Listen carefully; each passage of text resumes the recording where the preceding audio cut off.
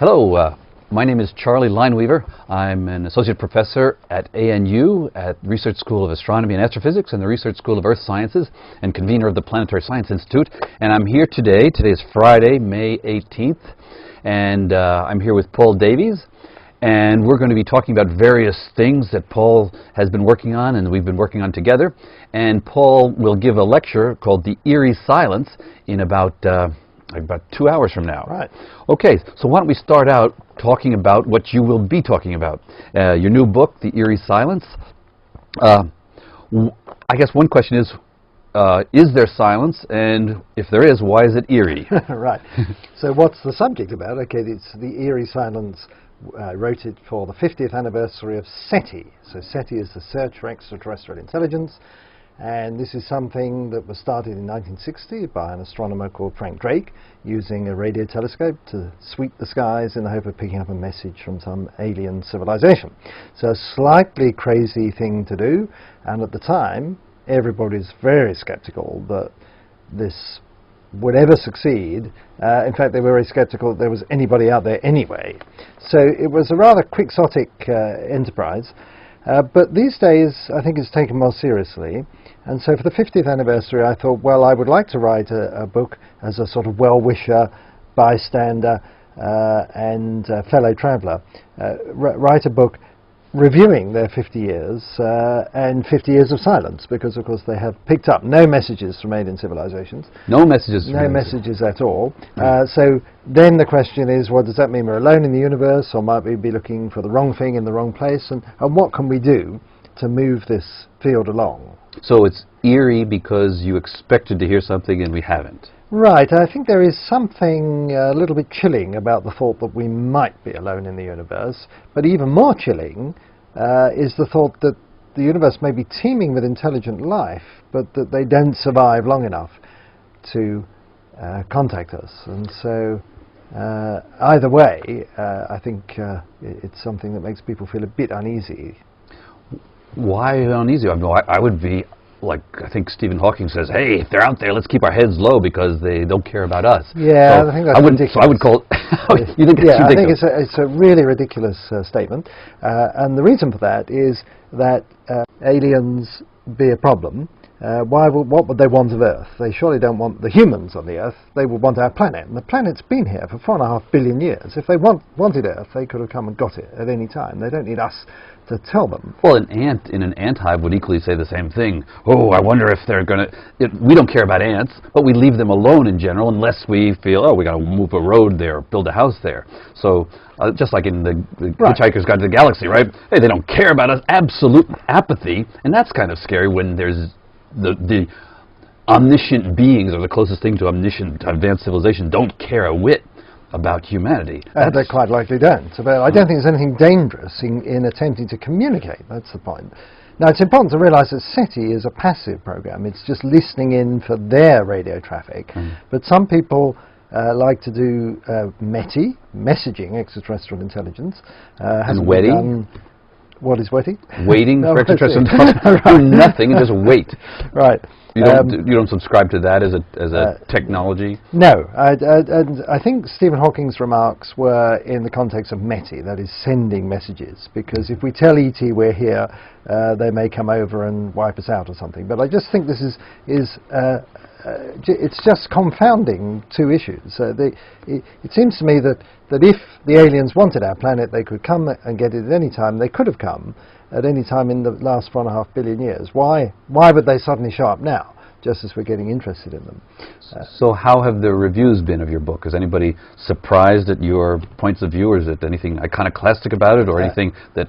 I was embarrassed at how good the reviews were, because almost uniformly some very distinguished colleagues were saying really nice things about this book. Well, what I try to do with all my books is to write carefully. I like to be provocative, but I also like to point out, well, this argument, is slightly crazy. This is against the conventional view. Other people might think differently, and so the book is full of health warnings that this subject is speculative even by the standards of modern theoretical physics, which is pretty speculative. And so I think with all those cautions inserted, then some of my speculations, which I admit are a little bit wild, probably went down well enough with the reviewers. Okay, so you and I think first met in the course called Are We Alone that I was running at USW. Yeah. And we had the great Drake equation debate. And one of the things that I'm confused about, the students are confused about, and maybe you're confused about is what the word we means in the question, are we alone?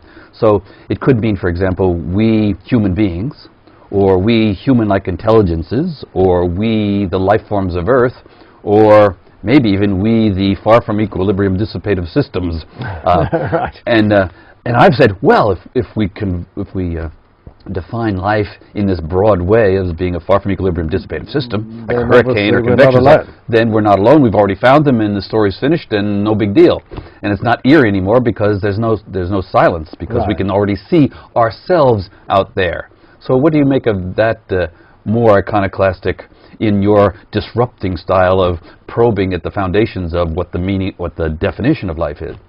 Well, I'm less interested. I was hoping you'd look more favorably on that because of your disruptor. Right. I'm less interested in, for this purpose of SETI, in life, but more interested in intelligence. And so the first thing is that if there is intelligent life out there in the universe, I think biological intelligence will be a very short phase in the evolution of intelligence in the universe, because it will very soon hand over to some sort of designed artificial type of intelligence. We're already doing that here on Earth.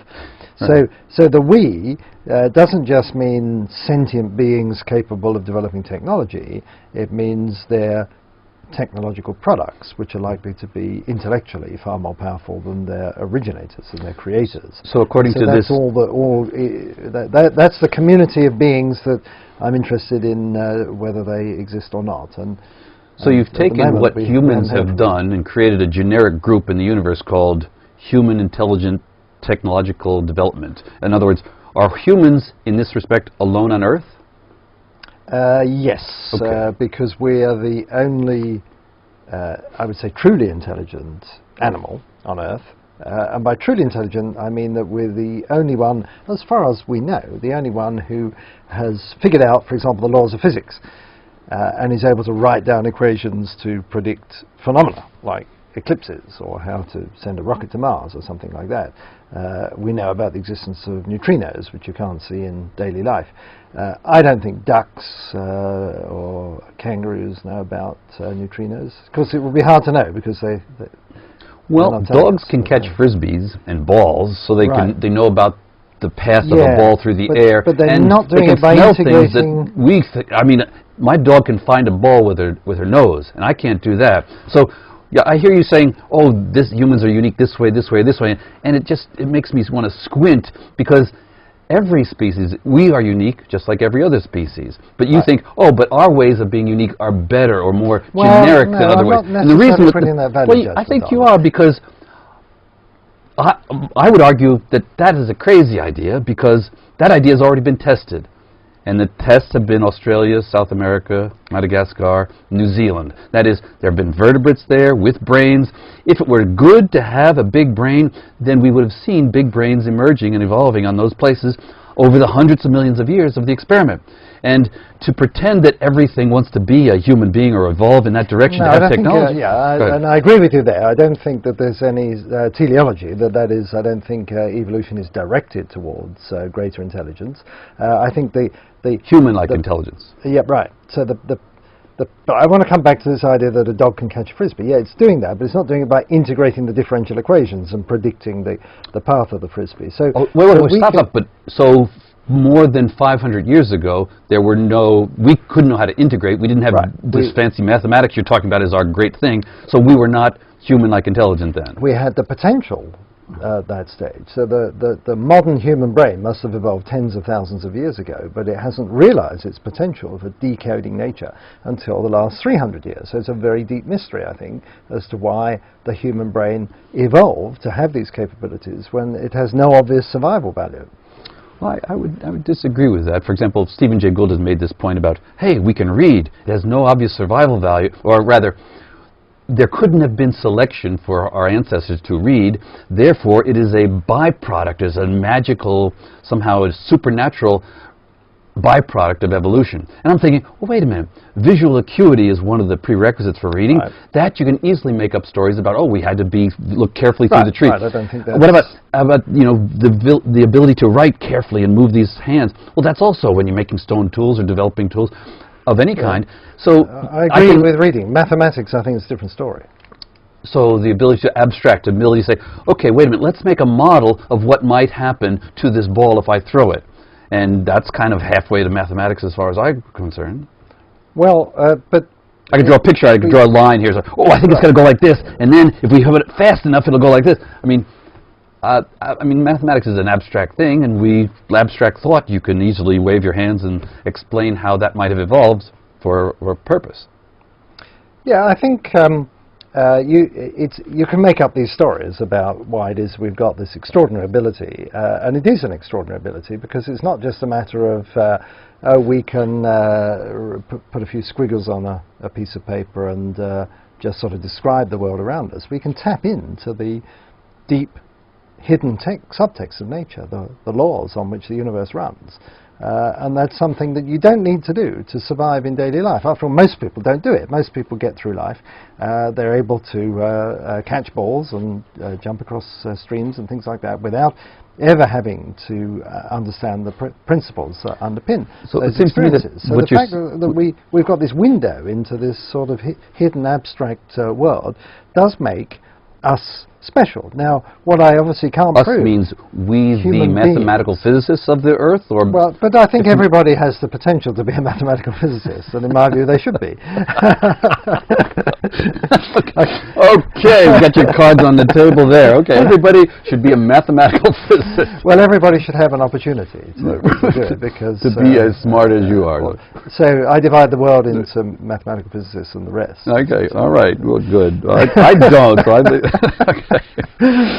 Okay, now you brought up the idea of the laws of physics, and you wrote a book in 1992 called The Mind of God, and got the Templeton Prize in 1995. Yeah. And I kind of make fun of you and I say, Paul got the Templeton Prize for being unable to distinguish between the mind of God and the laws of physics. So can you defend yourself? Oh, well, it's depends what you mean by God. Do I need to defend myself for getting a prize? Yes, for those of us the atheists, yes, you need to defend yourself. Well, I blame Stephen Hawking, because you see that the term "the mind of God" is in the last sentence of his famous book, A Brief History of Time, in which he said if we could pull all this grand unified theory together, truly we would know the mind of God, and so that was the starting point. But he was using that as a metaphor. Now I think he would call himself an atheist, and he was using it as a metaphor, and maybe to sell some books. And you picked it up to sell some books? Yeah, right. But I've always been interested in these deep issues of existence, whether we can explain the universe, give an ultimate explanation for the universe. And what interests me is the laws of physics. So I don't think there's any great mystery about how the universe can come into existence, given the laws of physics. For example, these laws of physics enable particles to pop into existence where there were no particles before. And so we can see a mechanism whereby the universe could come into existence in accordance with the laws of physics. But of course, that doesn't mean the universe is coming to existence from nothing. The laws of physics have to, as it were, be there. Now, when I say there, not necessarily existing within time prior to the beginning of the universe, because we think that the Big Bang was the origin of space and time as well as matter and energy, but they have to be somehow logically prior. So we have to assume the existence of the laws of physics, and that's what I want to know. Where do the laws of physics come from? Why do they have the form that they do? Okay, now this reminds me of a question called why is there something rather than nothing? It seems to me you have in your head there are no laws of, there's something called nothing, a platonic nothing in which there are no laws of physics, and so you're imagining this state, and then you're saying, okay, let's add to this platonic nothing these platonic laws. They're abstract, and they're not made out of matter, or they don't belong in space and time. They're just in some mathematical realm which you have in your head. And then you start with that, and now you're asking the question, where did they come from? Right. As if this thing could exist. Right. Now, that's the standard view. I know that's standard view, but I'm questioning that standard view. So when somebody says, why is there something rather than nothing, I say, well, what makes you think there's such a thing as nothing? You know, if you're asking why is it A rather than B, and if B doesn't exist, that's a silly question. So you're asking the question, you're pretending that there could be nothing without laws. You're adding the laws to them and say, where did they come from? You could pretend that there's no matter, and you say, oh, here's matter. Why is there something rather than this imagined state? So it seems to me it's a false dichotomy that's at the basis of your question, where did the laws come from? Now, what do you think of that? Right. Well, what I was doing was taking the standard view, which is shared by almost all of my colleagues in mathematical physics and cosmology, that the universe didn't pop into existence with the laws imprinted on it, boom, like the maker's mark, just after it appeared, that the laws somehow exist in some abstract manner, in some Platonic manner, independently of the universe. So are you saying that most of your colleagues are on which school of thought? On the Platonic school of thought, that the laws of physics exist independently of the universe, and that these laws are universal, eternal, absolute, and immutable. That however violent the phenomena that occur in the universe, the laws remain unchanged. And that reminded you of the mind of God. Absolutely, because it comes straight out of Christian theology. It's very easy to see where it comes from, and this is no surprise, because this dualism that we have, universal, eternal, immutable laws and changing states of matter, goes right back to Newton. Newton and his contemporaries were religious. They thought that in studying the universe they were glimpsing the mind of God. But the point I want to make is that this asymmetry between the laws and the states of the world reflects the asymmetry that Christians attribute to God. That is, that the universe depends utterly for existence on God, but God doesn't depend in any way on the universe. Why Christian? Why not all of the Abrahamic religion? Judaism, Islam, it was just any monotheism. Refined. And it's just that the early scientists were Christians, and so that's what they drew upon. So for Newton and his contemporaries, the idea of these immutable laws were precisely, they were thoughts in the mind of God, that these reflected God's eternal, immutable rationality, whereas the world was malleable and changeable. Does it have to be a monotheistic God, or could you have a polytheistic God? I mean, what have your Indian colleagues made of your Templeton Prize in associating the laws of physics, which they study, with a mind of a Christian God rather than Vishnu or... Right, well, it's just that it's a matter of historical fact that science came out of this monotheistic tradition.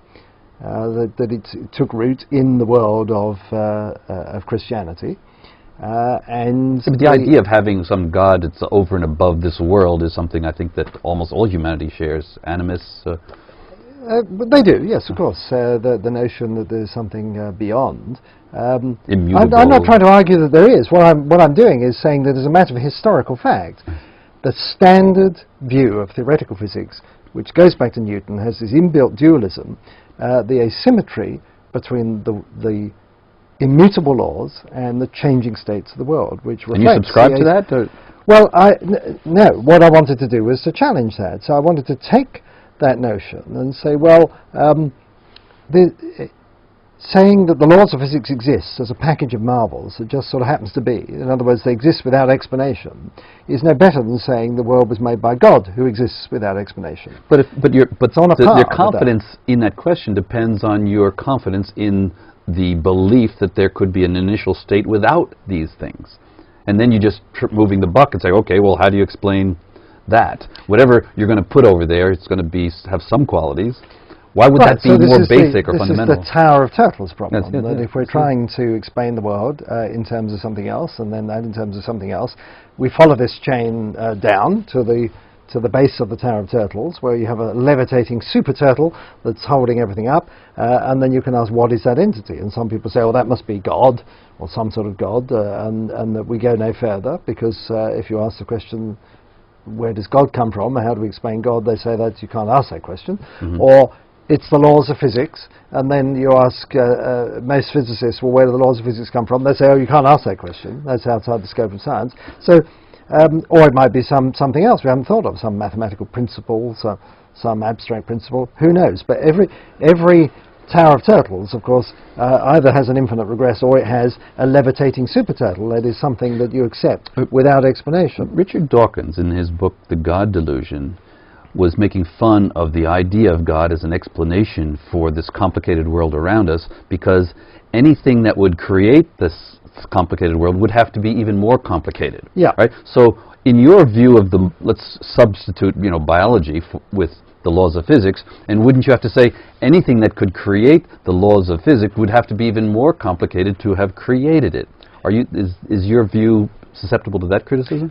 You see, you say my view. So Well, it's the standard view Okay. is that the laws of physics exist independently of the universe. But your view is that they emerged from something, or how did they get there? That's the question Right, you're right. asking. So I you're- wanted to explore the idea, which I didn't do in The Mind of God, but in my later book, The Goldilocks Enigma, the idea that the laws of physics and the universe could explain each other or come into existence together, and that you didn't have to have the laws of physics as prior, as existing in some Platonic realm. I have a kind of crazy idea that the laws of physics don't exist because, well, it's kind of like yes doesn't exist without no, and the laws of physics don't exist without all the imaginary laws we construct without outside of them. And so we have laws only because we can think of, we have 1 over r squared. Well, we can think of 1 over r cubed, 1 over r to the fourth. We can Right. think of alternatives. And if can we can imagine. imagine that you could not imagine that this space did not exist, this space that we're creating, then you would just have something that you wouldn't really call a law. It would just be like, that's the way it is kind of thing, rather than describing it as a particular law, because it becomes a particular law that we call that this law exists because we imagine all these things that don't exist. And it's really questionable epistemologically if you say, this exists because I can think of alternatives. And if you, what do you say to that? Right. Well, so what I tried to, in the Goldilocks Enigma, I tried to unpack all those ideas by saying, well, when it comes down to existence, there are really only 2 natural states of affairs. One is that nothing exists, and the other is that everything exists. In other words, everything that is conceivable, everything that's logically possible, actually is out there. I don't know Well, how about anybody what who- exists, and that's something in between, isn't it? Yeah, that's the point. No, so if so, I know of only one person who takes seriously the idea that everything exists. That's Max Tegmark at MIT. So I think most people, and certainly most scientists, think that less than everything exists. And if less than everything exists, then there has to be a boundary in the space of all possible things that separates those things which can exist and actually do from those things that could have existed but don't. In other words, we've got 2 categories of things. We've got those that are possible and actual, and those that are possible but never made it. And then you wanted to come up with the question, who gets to choose? Who gets to dignify certain things as being really existing and other things that are rejected as only potentially existing? That's very, very difficult. But I think almost all scientists will accept that less than everything exists, whether it's laws or states of matter or whatever. Okay, let's move on from the mind of God to cancer. Right. Now, you've been working on cancer. Tell us a little bit about your program at Cancer, and tell us a little bit about the paper that we both wrote. Right. Well, all this began when I got a phone call from Anna Barker, the Deputy Director of the National Cancer Institute. This was about 5 years ago, in which she said, well, it's nearly 40 years since President Richard Nixon declared war on cancer. And in terms of clinical outcomes, we haven't seen a lot of improvement. And we're spending $5 billion a year of taxpayer money in cancer research, and we're stuck. So why would a cancer oncologist call up a mathematical cosmologist who's a popular writer and ask him about this? Right. Well, the reason was that when I went to Arizona State University, I created a center called the Beyond Center for Fundamental Concepts in Science, and our job is to have the sort of conversations we've just been having, that is to challenge the foundational assumptions across all of the sciences. So stand back from any particular theory or set of ideas and say, how do we really know? Could it be different? What are the hidden assumptions here? She thought that's exactly what people need to do for cancer. In other words, the mainstream cancer researchers take cancer for granted. Oh, of course there's cancer, we've got to cure it, we've got to find a pill that will make it go away. They very rarely stand back and say, well, why is there this thing called cancer? And can we adopt other approaches using physical science, not just in a diagnostic sense, but using physical science to, in some way, control cancer? And so that was the vision that she had, very bold, but as a result of that, 12 centers were set up. They have this awkward name, Physical Science Oncology Center, and I'm running the one at ASU. And I take quite seriously her mandate to rethink cancer from the bottom up. And so what most strikes, two things that strike me about cancer when I come at it with no previous knowledge. One is that it's really hard to get rid of. It seems to be extraordinarily good at evading everything the body and the medical profession can throw at it. So, in other words, it's an extremely efficient type of process. And the other is it's pervasive in the biosphere. It's not just a human disease. What have we been able to contribute here? Right. Why don't you describe the novelty? I think we are the first to come up with what I would regard as a proper theory of cancer. And I'm not talking, when I say theory of cancer, about, well, what is it that might give you cancer? Because, of course, there are plenty of theories of that sort. No, it's much deeper. It's how cancer fits into the great story of life as it has unfolded on Earth over the last 1 or 2 billion years. And it fits in because cancer is a condition that afflicts most multicellular organisms, and therefore it's likely that it has deep evolutionary roots that go back to the dawn of multicellularity over 1 billion years ago. Very few cancer biologists ever think about evolution, and if they do, they don't think in terms of these very long timescales. Why don't they? Why are oncologists kind of ignoring evolution? Why do they think they can get away with trying to cure something or fix something or understand something without understanding where it came from? I suppose if you're presented with a patient with a condition here and now, then your natural thought is we've got to get rid of this thing, and there is that tendency to think of cancer as like an invader. This is how people react when they're diagnosed with cancer. They say, I want it out of me. I don't want this thing in me, as if it's like some alien that's taken root. This is not a very helpful reaction, because I think if we're to manage cancer in some more efficient way, and we don't need to cure. I think we could get over this idea that people need to be cured of cancer. We don't need to cure people. We've just got to make sure that the cancer doesn't spread around the body and kill them. And so we have to hold it in check. So I see cancer as a bit like old age. It would be stupid to say we must cure old age. We can't have this anymore.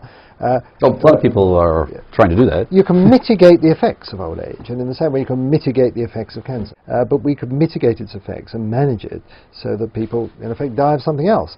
And so that's the goal of the cancer research that you and I are doing. Well, I think so, because if we understand how it fits into the life story, then we're in with a much better chance of controlling it. And why is that? Well, you might think that if cancer kills people, evolution should have eliminated it a long time ago. But there's a lot of evidence that when you look at the genes that are driving the cancer, these are the same genes that are active in the early stage of embryo development. Of course, we can't get rid of those. They're foundational genes, and very ancient genes for that reason. So they lay down the basic body plan. Now, they're supposed to be... I'm going to have to interrupt you. I think we're going to have to stop there. We don't have time to go into any more details about the research that we're doing. But they can read the paper. That's right. Read the paper in Physical Biology, right? Yes. Davies and Lineweaver, an article in Physical Biology, and please read that if you'd like to know more. And Paul, thank you very much for coming here, and I'm looking forward to your lecture in about an hour now. Right. And it was great talking to you. Yeah. I'll shake your hand. Great. Thank you.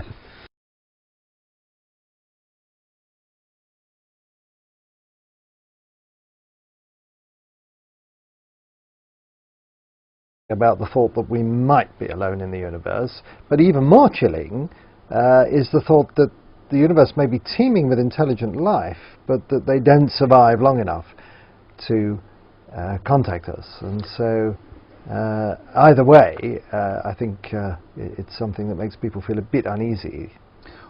Why uneasy? I would be like, I think Stephen Hawking says, hey, if they're out there, let's keep our heads low because they don't care about us. Yeah, so I think that's ridiculous. So I would call it... You think it's ridiculous? I think it's a really ridiculous statement.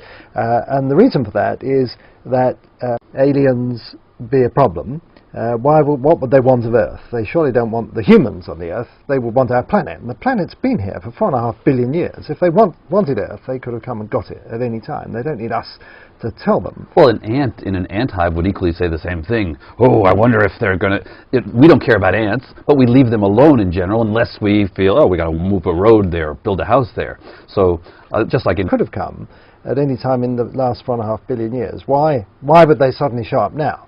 just as we're getting interested in them. So how have the reviews been of your book? Is anybody surprised at your points of view, or is it anything iconoclastic about it, or anything that...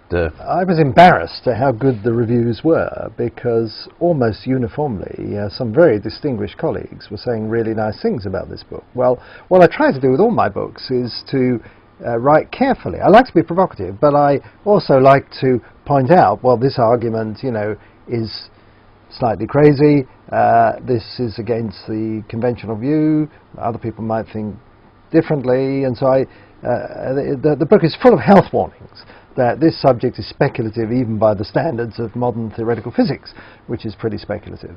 And so I think with all those cautions inserted, then some of my speculations, which I admit are a little bit wild, probably went down well enough with the reviewers, using a radio telescope to sweep the skies in the hope of picking up a message from some alien civilization.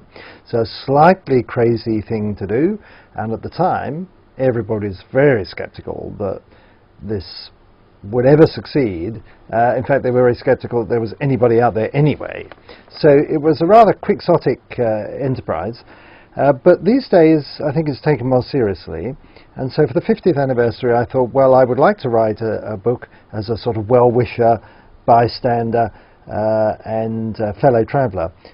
Write a book reviewing their 50 years and 50 years of silence, because of course they have picked up no messages from alien civilizations. No messages? No messages at all. So then the question is, well, does that mean we're alone in the universe, or might we be looking for the wrong thing in the wrong place, and what can we do to move this field along? So it's eerie because you expected to hear something and we haven't. Right. I think there is something a little bit chilling.